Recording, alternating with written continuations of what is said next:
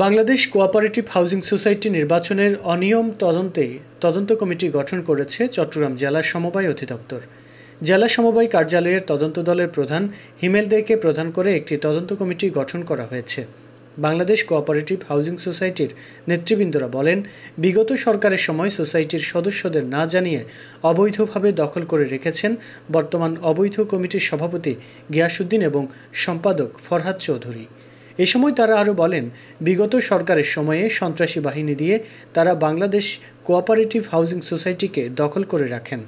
এ সময় উপস্থিত ছিলেন সোসাইটির প্রধান সমন্বয়ক জেবল হোসেন, মোহাম্মদ ওহিদুল কাদের চৌধুরী, সৈয়দ আজগর হোসেন এবং বখতিয়ার উদ্দিন সহ সংগঠনের অন্যান্য সদস্যরা। জেলা সমবায় কার্যালয়ের তদন্ত দলের প্রধান পরিদর্শক হিমেল দেয়ের কাছে সমন্বয়কদের প্রধান দাবি, বর্তমান অবস্থায় প্রশাসক নিয়োগ দিয়ে পরবর্তীতে সকল সাধারণ সদস্যদের অংশগ্রহণের মাধ্যমে সুন্দর পরিবেশ, সুষ্ঠু একটি নির্বাচন উপহার দিয়ে বাংলাদেশ কোঅপারেটিভ হাউজিং সোসাইটিকে অবৈধ দখলদারদের হাত থেকে মুক্ত করা।